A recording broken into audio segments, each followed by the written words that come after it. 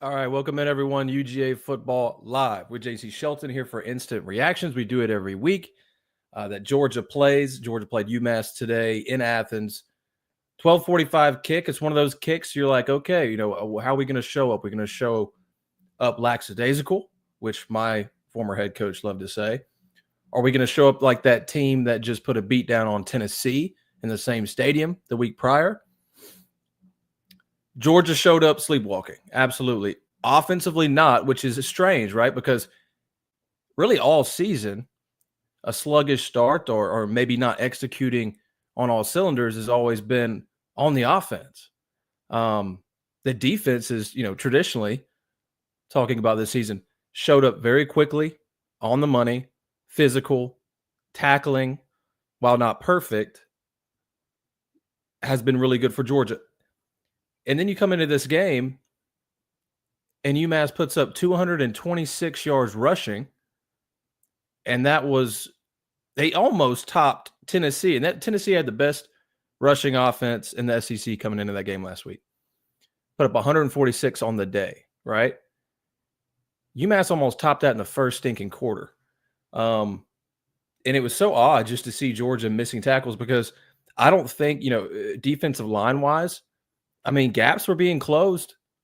Guys were flying up to make stops. And then no wrap-ups, long rushes as well, which is something you really do not see from this Georgia defense. Let's look at that because that stood out to me.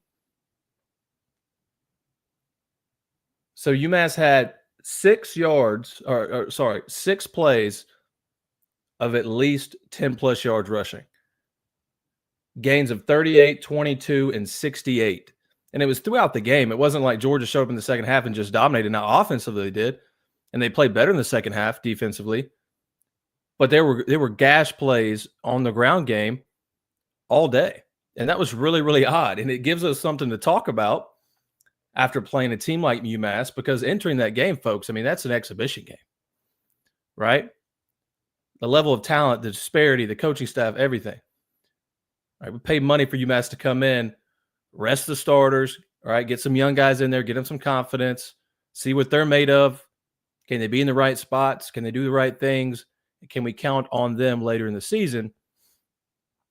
And instead, you had to keep Carson Beck in there longer than you wanted to. You had to keep a lot of offensive linemen there longer than you wanted to. Defensive line took a hit early in the game. Kristen Miller exits with what was, per the broadcast, a shoulder injury. And I'm sure Kirby Smart's probably being asked about that if he hasn't already. But, he doesn't really give info anyway after those press conferences. So we'll have to wait and see on Kristen Miller. But, Georgia's defensive line has dealt with those injuries. And you lose a key starter like that, just having a career season, redshirt sophomore, 1.5 sacks, got 4 tackles for loss, 20-plus stops. Good numbers for a D tackle. You lose him, and it goes back to that situation where Georgia, can you take hits all game from really good offensive lines now with, one less body and a really important body at that. So keep an eye out for Kristen Miller. But, yeah, that's really the big thing for me because offensively – you saw a lot of what worked for Georgia last week. The downfield passing game was still there.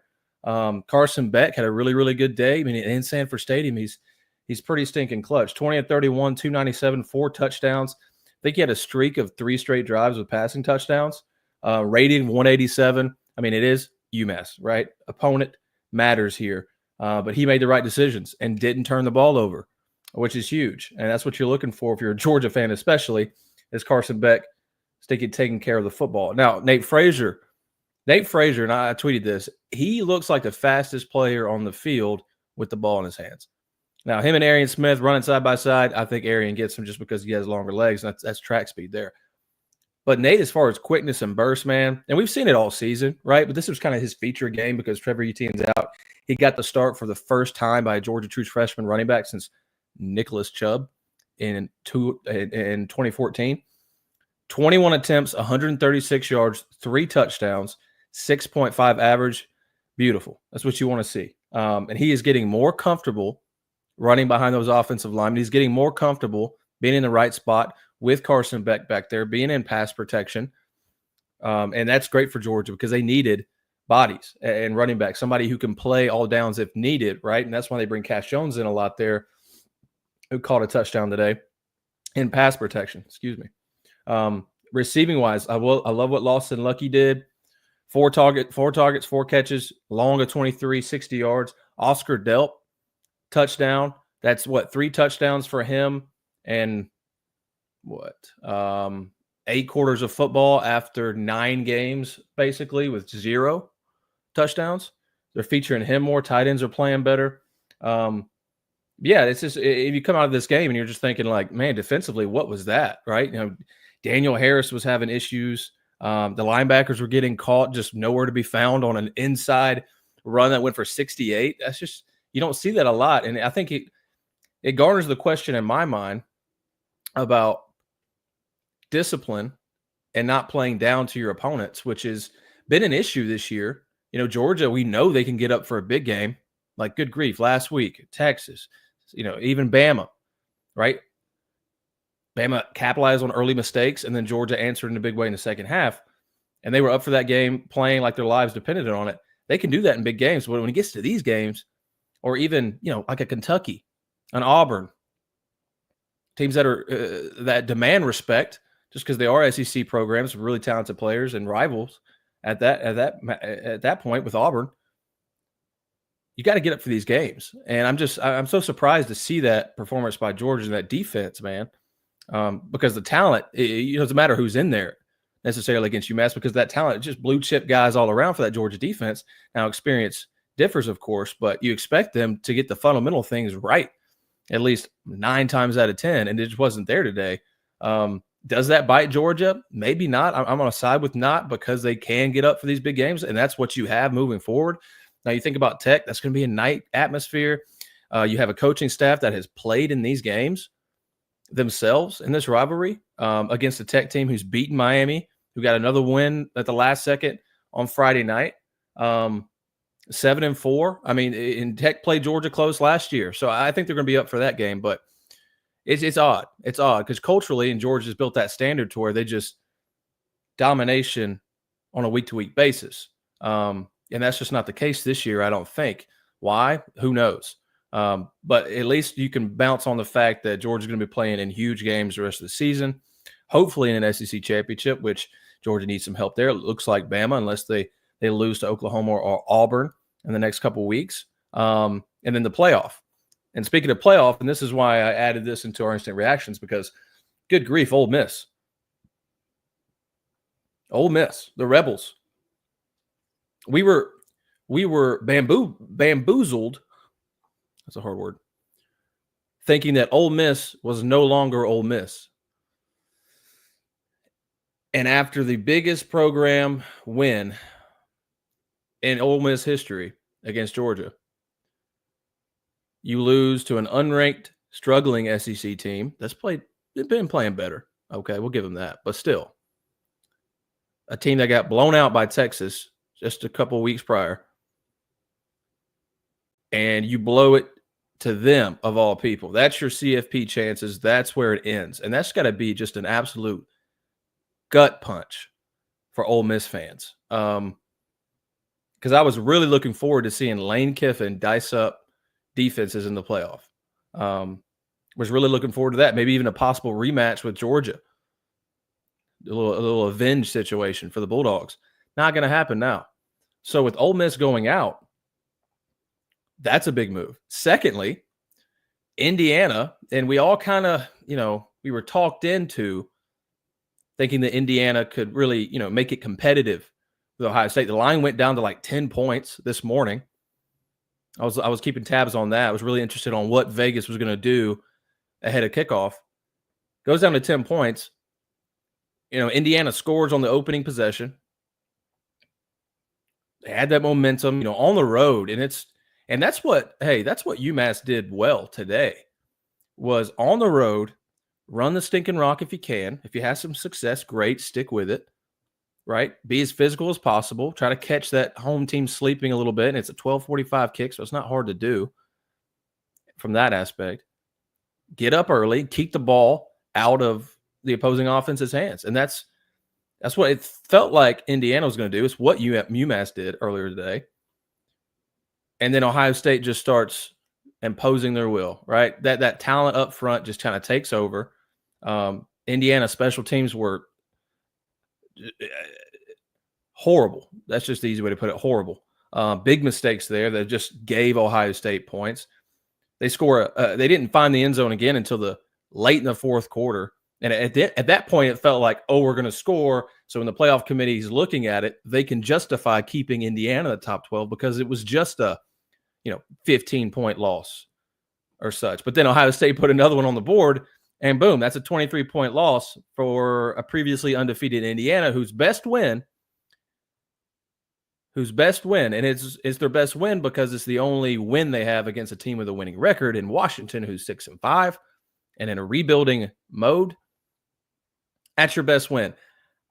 And before we get into where we think people are going to land, here's my question. I'm thinking about this. Indiana, when the playoff reaction show comes out on Tuesday, I'll be watching for, those graphics. They show best wins or best, bad loss, good loss. What are they going to do with that Ohio State loss? Is it a bad loss? Because it is a bad loss. It absolutely is.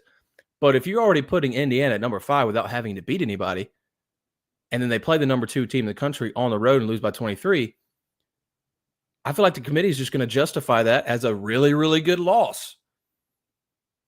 And they're going to stay in the top 12. That's just because you look at Penn State. We talked about this at length earlier this week with Artie Lynch. Penn State has no business being up there. Indiana didn't either, it appears to be.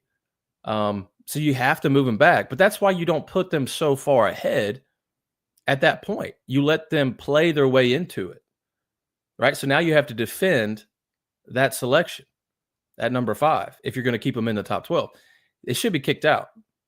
I think they're either going to be they're going to be like 10 or 11, or they're going to do the right thing and put them at 14, 15, somewhere in there. That would be the right thing. And now, funny enough, Penn State's going to move up. Maybe. Well, no, they won't, unless Texas drops one, and they're in a close battle with Kentucky right now. So Penn State's going to stay. Just free money for Penn State. Obviously, Ole Miss there at 9 is gone. So Georgia's going to move up after a 38-point win. Georgia's going to move up. Keep an eye on Alabama tonight. Texas, like I said, playing Kentucky close. It's really interesting on that front, right? Because when Georgia lost to Ole Miss by 18 on the road against a really good SEC team, they dropped 9 spots. So that brings me back to Indiana. Where do you drop them? Because that's a bad loss, folks. That's a bad loss. And you don't have those wins that Georgia had. Because Georgia already had a win against Texas, the best win in the country, and they still dropped 9 spots. So I'm thinking, like, if you're going to be objective here, if you're going to be objective, which they're supposed to be, and get the best teams in, then you have to, do something similar there to the Hoosiers, even though they don't have 2 losses. I get that. But the tough game they played, the only tough game they played, they got blown out. So there has to be some repercussions here for this, because if not, a dangerous precedent is going to be set to where everybody's scheduling cupcakes, for non-conference opponents throughout the year, and say, hey, if our win to loss column looks great, then we're going to get in. Doesn't matter who we play. So that's the dangerous situation to me. I don't like it. I think it's horrible for the sport. Make the games matter. Make who you play matter. Make how you play against who you play matter. But finally, ending on this game for Georgia in Athens, I think it was beneficial, at least in the second half, to play so well so you could get younger guys comfortable. Chauncey Bowens did some good things. Dwight Phillips Jr. Receiver-wise, guys like Cole Spear, those dudes who have performed on the scout team and worked their tails off for this team, kind of in the shadows, and getting them guys reps and experience in Sanford Stadium in front of a crowd like that. So Kobe White, I thought he looked talented with the ball in his hands. I'd love to get him more involved. But other than that, I mean, you got the win in Sanford. You're going to move up in the CFP rankings. We'll see where Georgia lands. SEC race, you need some help there. We'll see. David Cook on Facebook. Good to see Nitro playing. Absolutely. Where is he at? Let me see. Didn't record a stat. Got targeted once, but good to see him on the field. Of course, because Georgia has a receiver issue next year. right? That's why they're recruiting so hard in the high school ranks right now. And I bet you they're going to add some transfers as they have really every year the last 3.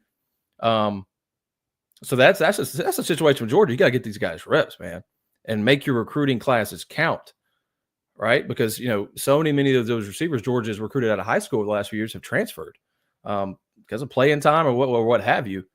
But Georgia has lacked there, obviously, in the receiving core. They've been light. They haven't been deep. Injuries, dismissals, suspensions, all that included. That's a major area for improvement headed into next season. And right now, injuries to some of those guys, and I know Smith's dealing with a hammy, right? So he has to get healthy. I think that's pivotal for Georgia's offense because you have to put up points. But I think all things considered with how this offense has performed and kind of answered the bell after that 10-point performance versus Ole Miss, the worst offensive performance all year, the improvement of the last few games has been there. Carson Beck's taking care of the football. He's got some confidence. He's using his feet a lot. He's using his feet, and that is such a big thing. I was talking about it with Artie Lynch this week. We were texting back and forth, like adding that wrinkle into Georgia's offense and no longer kind of protecting him, right, as your star quarterback, don't want him to get him hit. Georgia, you've got to make some improvements on the offense and get some points going. What better to do that than to get your athletic quarterback moving and taking a defender away? So that's a wrinkle I really like, and I think it's something that's going to help Georgia because I think Carson likes it. I think he likes taking a hit now and then or giving a hit, gets him settled in. And I know football players have talked about that in the past, man, getting a good hit in will settle you down. And for a guy with so much weight on his shoulders, that seemingly has created some confidence in Carson Beck, which I really like to see. If you're a Georgia fan, you should like it too. So next week, we'll be back. We'll talk CFP rankings, I believe, on Tuesday or Wednesday, one of those days. And then we'll have another show at the end of the week talking Georgia Tech. It's going to be a great game. I'm really looking forward to this one. And we've kind of circled it after that game last year. I think Georgia won by 8 points. So Brent Key and those guys, they would like nothing more to ruin Georgia's chances at a CFP berth. I'll tell you that right now. So Georgia, I don't think they can afford to show up flat. They're not going to have, 3 quarters to get going against Georgia Tech, especially that rushing offense, how they like to control the tempo of the game, how they like to control the possession time and keep the opposing offenses off the field. That's how they beat Miami. Cam Ward had a great day in that game. But Georgia Tech just went on these 10-minute drives and kept him off the field. So Georgia and that rushing defense today, be careful.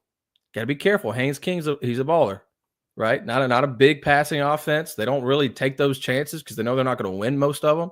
So they keep it on the ground and they get things. And Buster Faulkner, I think, does a great job. And he's going to have a good idea of what he wants to do against Georgia. And seeing the success that running game had for UMass had today. Tennessee did some good things in the run game last week, here and there. All right, so that stuff's on tape. And Buster Faulkner, we already know, is really good at cooking up those game plans on the ground. So Georgia's going to have to be good there. Keep an eye out for Kristen Miller. I'll be keeping tabs on that to see if he'll be back. Don't know how bad that injury is. Hopefully not bad. It looks like maybe a separated shoulder dislocation, something like that, which he should be able to be back from that time-wise, not sure. But yeah, Georgia's in for a good one next week. I'm glad that this season is culminating like this against a much improved Georgia Tech team at night in Athens. And then there is a possibility, folks. I want to save that Christmas money a little bit. There's a possibility that Georgia hosts a playoff game, right? Possibility. We don't know. Possibility. How cool would that be? I mean, Athens would be just a mad town. Just mad. I mean, so many. They would have to call National Guard for the opposing fan base is getting so upset at being barked at all day. Because it's going to be really, really crazy in Athens if Georgia gets to host a CFP game, man. Hang it in the loaf. Hang it in there. We'll end it there, folks. Have a great Saturday evening. Georgia gets the win. 9-2 on the season, setting up for a season finale in Athens. Georgia Tech, clean, old-fashioned hate. One of my favorites, and I know you guys love that matchup too. And how good is it to do it against a better Georgia Tech team? That's what's the key for me. But we'll see you next week. And until then, as always, we appreciate you. If you're watching on X, Facebook, or YouTube at the Pulse Sports Network, or listening wherever you get your podcast. We appreciate you as always. Have a good one.